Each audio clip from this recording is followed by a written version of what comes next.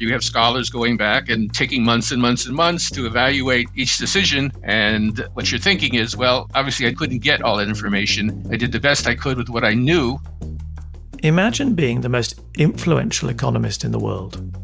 That was the position that Ben Bernanke found himself in when he was appointed chair of the Federal Reserve System in 2006. And then in 2008, the financial crisis hit, and he had to deal with that. In this conversation, I wanted to explore what gave him the confidence to make policy as he needed to under such circumstances, given that he was, prior to his appointment, Dean of the Economics faculty at Princeton University and, like many others, perhaps a rather introverted academic. Was it something about his upbringing, his education, something innate in himself? Unsurprisingly, it's a combination of all these things, as you'll discover listening to this conversation with Ben Bernanke.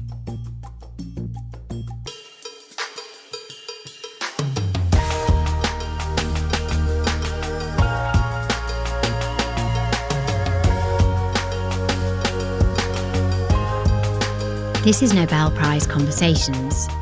Our guest is Ben Bernanke, the 2022 laureate in economic sciences. He was awarded the prize for his research on banks and financial crises.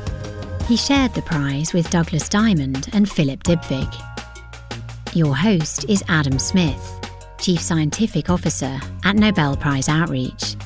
This podcast was produced in cooperation with Fundación Ramón Areces. Today, Ben Bernanke is a Distinguished Senior Fellow with the Economic Studies Programme at the Brookings Institute in Washington, D.C. You'll hear him speak about moving from academia to public life and then back again, about his background as a spelling champion and how he found his love for economics at the intersection of history and maths. But first, Adam asks him whether his time in the public eye before being awarded the prize has informed his experience of becoming a laureate. In a few cases, for instance, Barack Obama or Bob Dylan or yourself, you've been living in the glare of publicity for a long time. And so it's a little bit different getting the call, I imagine. And I wondered whether, since you were used to it already, it made it easier to enjoy Nobel Week in December when you came. Yes, I think it did. I think most economists, most academics, when this happens to them, their life changes in an important way. They do a lot more public speaking. They get asked for their opinions on things which they have never studied. And that's, I think, the typical experience. In my case, I was the chairman of the Federal Reserve for 8 years and also had other roles before that. And so I was used to speaking in public and hearing from policymakers and the like. So yeah, I was more comfortable in that respect. And frankly, my speaking engagements and interviews have not increased since I won the prize because I was already frequently speaking in public. Yes, of course.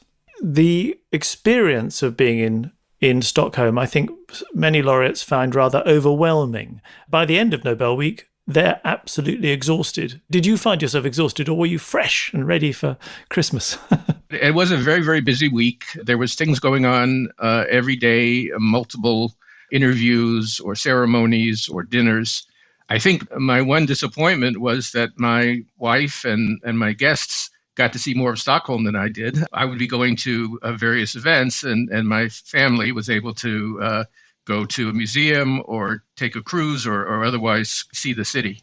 Let me just take you back there for a moment by playing a clip from the award ceremony. It is an honor and a privilege for me to convey to you, on behalf of the Royal Swedish Academy of Sciences, our warmest congratulations. May I now please ask you to step forward and receive your prize from His Majesty the King. It was very exciting, of course. I was, you have to cross the stage to go accept the award. So I was making, worrying that I might trip or do something else embarrassing. But of course, it was the culmination of the week.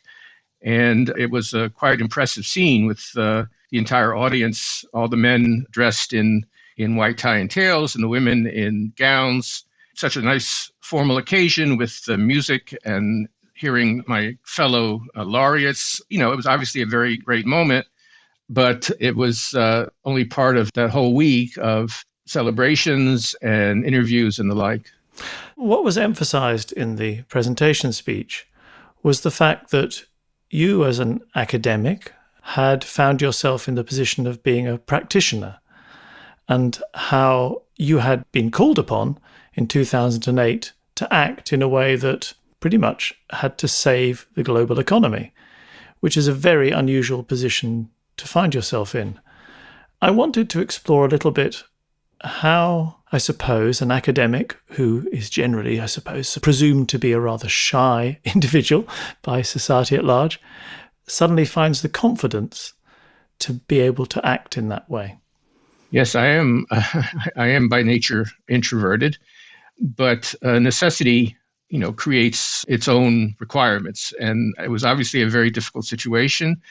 My research helped prepare me to think about what was happening, since my work was about the Depression, about financial crises, about their effects on the economy. And obviously here was an example in real time of global financial crisis. So it was difficult, but again, it was absolutely essential, of course, that I say we because I had great colleagues, both the Secretary of the Treasury, Hank Paulson, later Timothy Geithner, as well as many staff and colleagues at the Federal Reserve to help. And so I was rarely out there by myself. I usually had some kind of support. And obviously, it was incredibly important to voice my views and to let people know what we're doing. I once said that central banking is 98% talk and 2% action. So the talk part and communication is very important, both in policy and in politics. It's been commented of you that you're somebody who likes to speak last, not first, which is perhaps not a usual trait in a leader, but perhaps one to be desired. Does that ring true? Yeah, I think that is true. For example, in the monetary policy meetings of the Federal Reserve, there are many policymakers around the table, and I would, as a matter of routine, ask everyone else to speak first. I would then summarize what I had heard and then make my own recommendation. So that was indeed the practice that I followed. And prior to being a policymaker, I was an academic, and I was for 7 years the chair of the Princeton Economics Department. And once again, you had to deal with people with high intelligence and strong opinions. And coming to a consensus, I think, was very important. From the outside, it often seems to the public that the chair of the Federal Reserve or the president, whatever leader we're talking about, is sort of acting as an individual. And that's never true. It's always important to build consensus within your organization or within your government and to listen to what other people have to say. That will inform your decision and point out potential pitfalls, for example. So I think the only drawback of that approach is that sometimes it takes a little bit longer to come to a decision than otherwise. And on a few occasions, when I felt that it was necessary, I took unilateral or very quick decisions. But whenever possible, it was both helpful and also confidence building to try to get everybody's input and to try to build a consensus. Just from a personal perspective, it must be a little bit terrifying that if you, on a Monday, as you did in 2008, you announce a 0.75% reduction in interest rates in order to stem the tide. I mean, sure, you've made the decision based on everything you know, but it must be scary. I think terrifying is too strong a word, but it was certainly anxiety producing.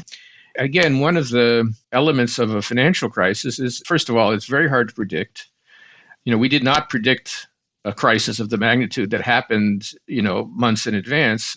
Almost by their nature, financial crises are very hard to predict because they do depend on confidence and on random events that may occur. So you're operating in what Timothy Geithner used to call the fog of war, that there's always many things happening. You cannot possibly know everything you would like to know. What always happens, of course, is that 10 years later, you have scholars going back and taking months and months and months to evaluate each decision. And what you're thinking is, well, obviously I didn't have all that information. I couldn't get all that information. I did the best I could with what I knew. And inevitably, that creates a lot of anxiety, a lot of concern. But frankly, I was just so focused on what needed to be done and on trying to build a consensus with my colleagues that I didn't have a lot of time to reflect on on the emotional aspects of this. And I had good support from my family and again from my colleagues. And we just took one step at a time. And I suppose that in that position, it takes a lot out of all of you. It does. Certainly, I had very irregular hours and very long days, weekends. I think the most important thing that my family could do would be to provide refuge, some normalcy, where you could leave the chaos and have some place to go. At work, you would make some $10 billion decision, and then you would come home and discuss the water bill with your wife, or put out the garbage. It created some sense of, first of all, of what you were working for, that is not just my own family, but for families across the country, but also a sense of refuge and a sense of support that was unconditional. I knew I had people on my side in that respect, and that was always good. My wife had her own interests. She's a longtime teacher, and in 2008 of all time, she founded a small private school in Washington, which she's still running today with innovative teaching techniques. And she was doing that. So she had her own things that she was concerned about, but she was always there. And when I was available, we would have dinner together and the like. And that is very important I think for anybody in a high stress position, whether it's public or private. Actually, that brings me to a second clip I'd like to play. This is President Obama speaking about you. Let's listen to President Obama. After I became president, I was proud to nominate Ben for a second term. And while the Fed is and must always be independent, I want you to know, Ben, I'm personally very grateful to you for being such a strong partner in helping America recover from recession. Perhaps it's no surprise, as the son of a pharmacist and a school teacher, that Ben Bernanke is the epitome of calm.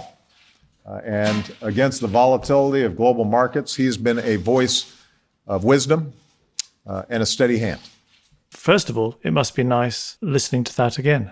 Yes, and I would just like to say that one of the things that helped me considerably was that both President Bush, who appointed me originally, and President Obama, who reappointed me, so a Republican and a Democrat, were very supportive throughout the crisis. And on the one hand, gave us what we needed, and on the other hand, respected the independence of the Federal Reserve to make decisions, especially monetary policy decisions. So I was very lucky in that respect. And I was gratified that President Obama saw fit to reappoint me, because at the time that he reappointed me, which was in 2009, the crisis had been calmed, but the economy was in still very bad shape. And a different president might have said, it's not a great record. I need somebody different. But he gave me the chance to continue to finish the job, so to speak. And again, I was very grateful to do that, even though part of me said another 4 years of this is going to be a lot of stress. But I did have very good relationships with both presidents that I served under. And very different administrations to work with. So again, it speaks to your ability, I guess, to talk to lots of different sorts of people and gain consensus. Well, I'm just not all that politically inclined. I'm more interested in the analytics of the economics, of the implications of economic decisions for the well-being of the broader public. And I tried to avoid, when I was chair, I never voted, for example. I just felt that I needed to take a neutral political perspective. And again, this was the consensus building part that we've been talking about, which is, I frequently had to testify before Congress. I testified some 80 times. And of course, you had to deal with very different perspectives on the two sides of the aisle. And I couldn't always satisfy them, and sometimes they were very critical, but I did my best to try to answer in a straightforward way and to try to explain what we were doing, why we were doing it, and why it would be beneficial to follow that strategy. And that reappointment by Obama does speak volumes, again, about the confidence that he and others had in you, because he obviously had to project confidence himself. So reappointing you was quite a vote of support. Yes, I interpreted it that way. There had been, I think, some tradition going back to Alan Greenspan, who was reappointed, I think, some 4 times by both Republicans and Democrats. I think there had been some tradition because the Fed, like other major central banks, is supposedly independent of the executive branch, that in the past, chairs who had done at least a reasonably good job were typically reappointed by the president, even if parties had changed in the meantime. So in reappointing me, he was not setting a new precedent in a sense, but it was a vote of confidence, obviously, given the circumstances of the time. And I will say that, he was very engaged, particularly, the Fed, besides monetary policy and financial crisis, financial stability issues, also has a regulatory role. And 2010, there were major regulatory reforms in the United States, which I, as the Fed chair, had considerable input to, and the Treasury Secretary and the like. And the president would call us to the White House to talk about those things as well. So he was engaged. I was, of course, gratified that he saw fit to reappoint me. So he mentioned your pharmacist-teacher combination upbringing. You grew up in South Carolina, in Dillon, South Carolina. What was it like, the home life? All my grandparents, all four of them, were immigrants from Eastern Europe. They all came originally to New York and other large cities. And my father's father was a pharmacist also, and he moved to Dillon in order to buy a pharmacy that was for sale there, and he brought his family with him. Some cultural mismatch there. We were one of the very few Jewish families in that town. But that being said, I made friends there and played in the high school band and participated in other activities. My father and his brother were pharmacists, and they owned the store together. They bought it from my grandfather, who had started it.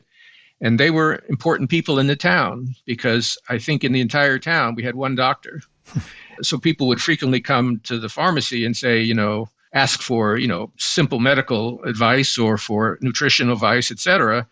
And my father and uncle, who were called Dr. Phil and Dr. Mort, would, have that kind of relationship. My mother was a teacher for a while, but when I was growing up, she was mostly a housewife. She stayed at home or she worked part-time in the drugstore doing various jobs. So I had, my mother was there most of the time, and it was a good home life. I had two younger siblings, a brother who is now a lawyer and a sister who is an administrator in a music college. So again, it was, I think, a small town childhood, and in that respect, similar to many other people. But having said that, there was quite a bit of culture shock when I left there and went to, Cambridge, for example, to go to college. Indeed, yes, from Dillon to Harvard, yes. Do you think actually it was a blessing to have been brought up in a small town in South Carolina rather than in New York, for instance, where it could have happened? There were frankly pluses and minuses. I mean, I think on the one hand, I mentioned the cultural mismatch. I went to public schools in Dillon, which were probably not as good as, the best schools in New York, for example. But on the other hand, living in a small town does have a lot of advantages. I worked various jobs. I worked construction. I worked waiting on tables. I worked in the drugstore. I had friends, obviously, who had worked on farms and agricultural work. I think one thing that I got out of being in Dillon, besides just sort of a sense of what broader America is like outside of the big metropolises, besides that, I think I got at least a sense of how hard it is for the ordinary person to put food on the table. Working as a construction worker, an unskilled worker, as I did for one summer, is very hard. Didn't pay much. And, I said, this is a hard way to make a living. Waiting on tables was also, long hours. And sometimes you had obstreperous customers or customers who didn't tip. And so, again, it was, I think, a useful education for me when I was Fed chair. And, of course, I was always looking at the numbers. Here comes a number about how many jobs were created last month, for example.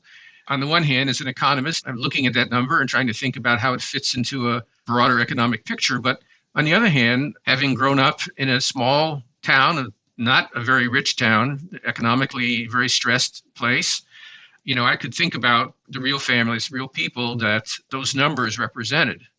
And that was important to me.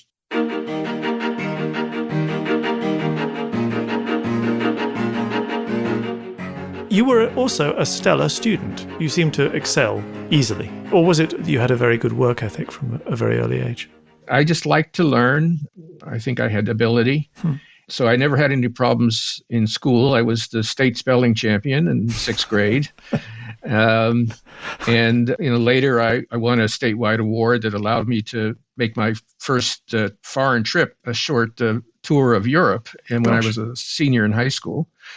Frankly, when I went to college, when I went to Harvard, I was fairly shocked because I found that I actually had to study, which I had never done before. And I was faced with, a much more extensive and competitive environment than I had been used to. I've never participated in a spelling bee, but I've seen them televised, and they look absolutely terrifying, in fact. Well, like everything else, they've become professionalized. When I was competing in the state, I actually won the state spelling bee even, and went to Washington to compete in the national spelling bee. But I didn't really study for it. Again, I didn't sit and memorize long lists of words. I think now the competitors, basically put their lives on hold for months in order to study long lists of difficult and obscure words. Like I said, it's sort of become more professionalized than it was many years ago when I was involved in that. So, does this ability to spell indicate a particular love of words? I mean, you write quite a lot of books. Are words very important to you? Let me just first say that spelling is a sort of unusual talent, that not everybody has it. And some of the people who don't have it include great authors and very smart people. So I'm not saying it's correlated with ability in any way, but I always have been interested in words. Even as a young child, I was interested in where words came from. And I would listen to, some expression, some idiom. It doesn't really make sense. Where did that come from? And my life is much better now because now I can look on my phone and it will tell me, where the expression was originated or where the word came from. When I was, growing up in Dillon, we didn't have such easy references. But I've always been interested in the origins of words. And I feel always very unwillingly kind of irritated when journalists and others misuse words or spell them wrong or the like. And I know that's not rational, but it's just something that I have from my childhood. Do you read a lot? I read all the time. I read, 3 or 4 books a week, probably. Gosh. Of all different types. And the thing I would say is I don't read much economics. I read mostly either fiction, some of it junky fiction, like detective novels, but other kinds of fiction as well. And then I've always tried to be broad in my interest, reading about science or mathematics or biology or astronomy, whatever other fields, are interesting. Right now we have a lot of interesting things happening in artificial intelligence, for example, computing. So, while I'm obviously not an expert or a specialist in any of these fields outside of economics, I do like to keep up and I like to read, good popular writers who can explain, in reasonably clear terms what's happening in these different fields. So I do have very eclectic tastes, and I think I could have been something else other than an economist. It was almost an accident that I ended up in economics because I liked some courses that I took at Harvard. So I do have broad tastes, and I do like to read, and it fits with my introverted personality that, rather than going out to a big party, I would rather stay home with a book if at all possible. Would you identify one book that has particularly influenced you? I don't think so. I could give you many, many books that I found, fascinating. It's a very esoteric example, but there was a computer scientist and philosopher named Douglas Hofstadter who wrote a book called Gödel, Escher, and Bach, which was about self-referential thinking. And essentially, it sort of tried to get into the meaning of intelligence and consciousness from a philosophical point of view and a mathematical point of view. If words were nuts and bolts, people could make any bolt fit into any nut. They just squish the one into the other, as in some surrealistic painting, where everything goes soft. Language in human hands becomes almost like a fluid, despite the coarse grain of its components. Very obscure book. Most people don't find it very interesting, but I just found it very stimulating. I read it many, many years ago. But I've read many great books, since then, and I'd have to sit down and try to make a list. I feel anyone I told you would be offending or leaving out things that were important.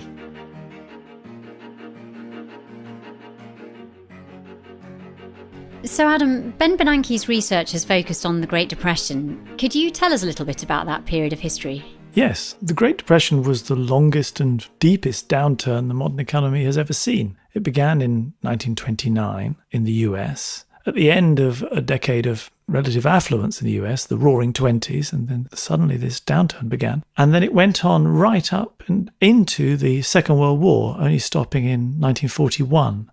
So it lasted over a decade. And although it started in the US, it spread around the world, causing misery for millions and having profound consequences that extend, I suppose, up till this day.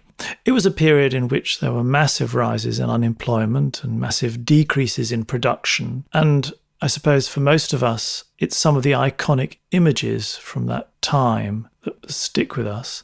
Pictures of very long lines of people trying to get a job, people just desperate to find work of any sort.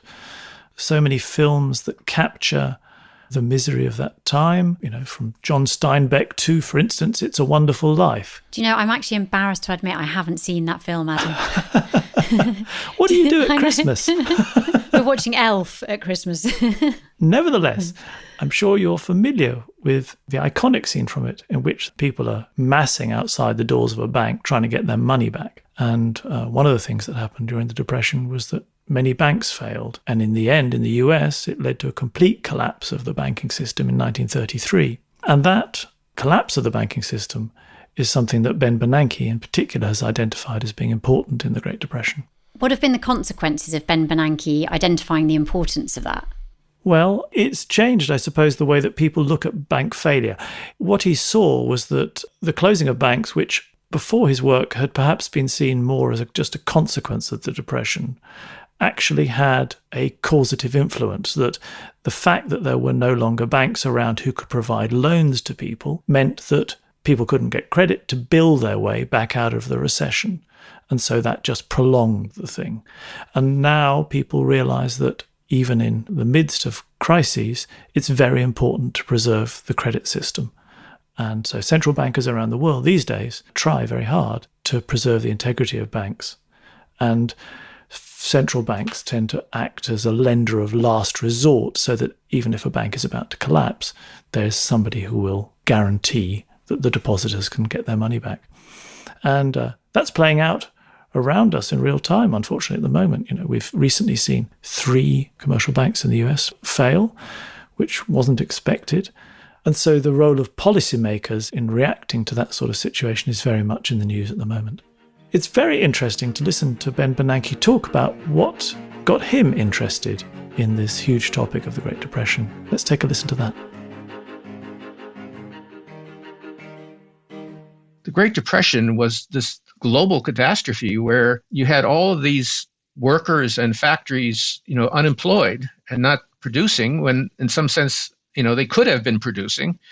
And it's just a big puzzle because the underlying paradigm of economics, going back to Adam Smith in 1776, which has also been very influential in modern economics, is that market economies will make good use of resources. Prices will direct resources into the most productive uses and give people incentives to find the most useful occupations and the like. And that world of market clearing, where prices are signals, et cetera, doesn't fit very well with the idea that for more than a decade, we had unemployment ranging from, depending on how you measure it, ranging from 15 to 25% in the United States at a time, by the way, when we didn't have, unemployment insurance and other kinds of things to help the unemployed, make do. So I always found it to be just a fascinating puzzle. And by the time I got to grad school, there were obviously a lot of theories out there, and none of them were completely satisfactory. Let me tell you a quick story. My mother's parents, my grandparents who lived in Charlotte, North Carolina, I used to visit them as a young child. I used to visit them in the summer, and I'd sit on the front porch particularly with my grandmother, and she'd tell me about her life. And she told me once about when she lived in Connecticut in a town that had shoe factories. And the shoe factory shut down during the Depression because there wasn't enough demand. And she told me that many children in that town went to school with ragged shoes or maybe even no shoes at all. And I said, well, why, a 6-year-old child, I said, why were they doing that? And she said, well, because their fathers had lost their jobs when the shoe factories closed. And I said, wait a minute, why don't they just open up the shoe factories and make shoes for the children? And she said, no, it doesn't work that way. And I just thought that was just so incomprehensible and why resources are sitting there not being used. And that really, I read Grapes of Wrath and other depression-related stuff even through high school. And when I got to graduate school and began to think about what fields I was interested in, I became convinced that macroeconomics and monetary economics was really worth studying because that would help you understand big events like the Depression, which not only created an enormous amount of economic hardship, but arguably led to the ascent of Hitler and the World War II and all that followed from that. So these are very, very important issues, and I couldn't see how you wouldn't at least be interested in those questions. So the interest in the Depression was there, and then the tools were provided by economics to address what happened.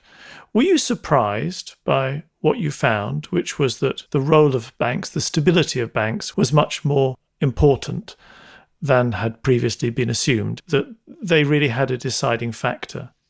Well, the prevailing story when I was in graduate school was that the Depression was caused by a collapse of the money supply, which in turn led to falling prices and to other problems.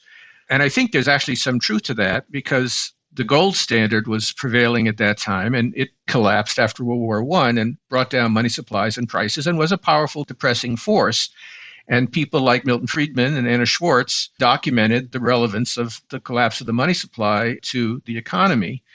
But there was if you just read about the Depression, if you read diaries or memoirs of the Depression, one of the other aspects of it is just simply the financial distress, not just falling prices, but the fact that businesses were failing, banks were failing, individuals were obviously in huge financial distress. They couldn't pay the mortgages. The rate of failure of delinquency on home mortgages in the Depression was probably 2 or 3 times what it was during the global financial crisis. And that was a horrible period. And so, it seemed to me in some sense obvious that the breakdown of the credit system, which at that time, most credit was provided by banks, and about a third of all the banks in the United States, thousands of banks, failed during the Depression, that the breakdown of the credit system would have to be, a negative for the economy. And I don't dispute the fact that monetary issues were important. And in fact, when I was Fed chair, obviously I tried to ensure that monetary policy was supporting economic recovery. But it really did seem to me that there had to be some influence of the financial distress from bank failures and debtor bankruptcies and firm failures and the like. And I think, there are not very many good aspects of the global financial crisis. But one thing, I think you can't explain that crisis of 2008 by monetary forces. That was clearly a crisis that was brought about by a collapsing financial system and widespread default and widespread financial distress. So ironically, the experience of 2008 kind of reinforces the idea that these issues must have been important in the 1930s as well. What I hope I did was to try to add a dimension to our understanding of the Depression. I feel now that I understand the Depression. I feel that I understand why it was as bad as it was and why some policies helped improve the situation and others did not. So I at least have been able to answer my 6-year-old question, I think, to my own satisfaction at this point. Indeed. And do you think, given recent events with Silicon Valley Bank and Credit Suisse, for instance, do you think we're always teetering on the brink of these things? No, we're not always. Yes. Let me say yes and no. Yes, in the sense that confidence is always a ephemeral thing. And if there's a sufficiently widespread loss of confidence or other unexpected events, then you can have a lot of financial distress. And so one thing I've learned is to never say never. It's always possible. But many of the warning signs, we saw in the Depression and at the early stages of the global financial crisis, like large quantities of bad debt, like subprime mortgages and a credit boom, weakness in a variety of financial institutions. We're not seeing that, at least so far, in the current system. And, since the global financial crisis, there have been a lot of changes in, for example, capital requirements and the like that have made banks stronger. Now, again, I think you should never say never. In the United States, unlike Europe, banks actually provide less than half the credit that people and firms use. A lot of credit is provided by other kinds of institutions, which are collectively known as shadow banks, which are not official banks and which are much more difficult to monitor and which are much less regulated. And I've been concerned about those ever since, the financial crisis. I don't think that the regulatory strengthening that was done for banks has been quite as effective and comprehensive in the case of shadow banks. And so there probably could well be things happening, in the shadow banking system that the regulators and policymakers are not aware of. So I think vigilance is always important. You should always assume that financial instability is a possibility. You should always be on the alert. You should be always trying to find ways to strengthen the financial system. But at the moment, I think, we'll see. We'll see. But again, never say never. But it looks like the response of the Fed and the Treasury and FDIC has stopped what seemed at the time to be some risk of contagion to other banks. And at least so far, we haven't seen that kind of contagion. Yes. And again, it must be nice to see your own approach to policy vindicated. Well, I think that if you say my approach to policy means that financial stability is very important for the economy, which is a one-sentence summary of my research, I think that has clearly been vindicated. But I certainly have plenty of critics even today about exactly how we approach that and why we didn't identify the crisis earlier and what other steps we might have taken. And I myself, again, am not completely satisfied with all the regulatory changes that have been made. And so there's plenty of room for debate and discussion. But the idea that financial stability is important for the economy, which surprisingly enough, when I was first working on these issues back in the 80s, was not a mainstream idea, I think is now pretty well, it has to be well accepted by this point.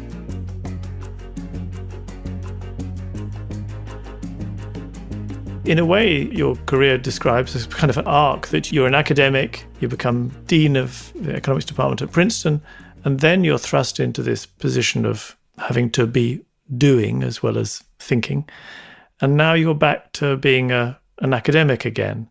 What's it like to see those different sides of life as an academic and then return to academia? Well, the experience of being a policymaker, and it's only a minority of economists who get that opportunity, certainly influences the way you think about economics and affects the decisions about what research you'd like to do and the like. I'm glad to be back in a research mode. I think that I had a very difficult but also informative experience as a policymaker, but I think I'm ready now to reflect and to write and to try to distill the lessons that I learned in that experience. So I think particularly at this stage of my life, when I'm no longer a young professor scrambling to publish or perish and I can write what I want to write, I think it's actually a very good life because you can work on what you want to work on. And, if something doesn't work out, it's not a disaster.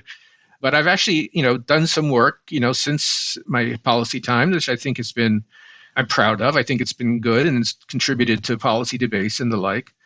And I hope to continue to do that, both in articles and in books. Obviously, curiosity came naturally to you and it seems to continue unabated. It's a marvelous gift to have. Yeah, my curiosity is intellectual curiosity. I like concepts and ideas. I'm probably not so curious about, mechanical things, for example. And I'm not adept in, fixing things around the house, for example. In that respect, I'm probably quite different from my physics laureate colleagues.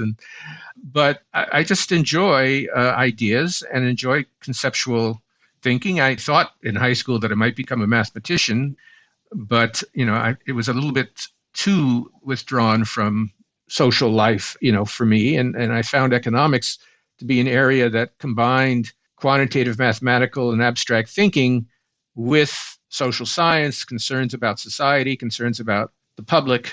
So it was a good compromise for me in terms of my interests in general. But I've always been just very stimulated by ideas, and I continue to like to follow ideas. And that's why I think we mentioned earlier artificial intelligence. I think some of the directions that science and technology are going today are extremely interesting. And Well, I don't pretend to, be a contributor or even fully understand these developments. I like to follow them closely.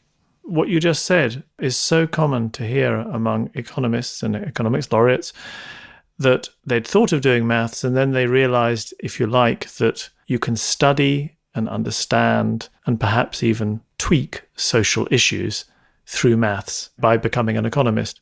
It also interacted with my interest in, I've always been interested in history as well. And I think that understanding the economics of how things work really sheds a new dimension on all of these, important periods. What was the economics behind World War II? I read a very dense but very interesting book by Adam Tooze about the war economy in Nazi Germany. How the economy worked in Germany and how the ability of the Nazis to develop, weapons and get oil and develop, ammunition supplies, et cetera, supported or constrained their ability to wage war. Ultimately, economics is a very, very important component of warfare, of social conflict, of the opportunities that ordinary people have. And so, again, a knowledge of economics really throws a new light on history that if you don't know economics, you think it's all about kings and queens and battles. There's a lot more to history than that. And economics captures how ordinary people live and why they lived the way they did, which is not often left out of history books. Absolutely, yes. And so again, it becomes a lens with which to analyse everything. That's right, yes. This has been very informative and a huge pleasure. Thank you very much indeed. Thank you.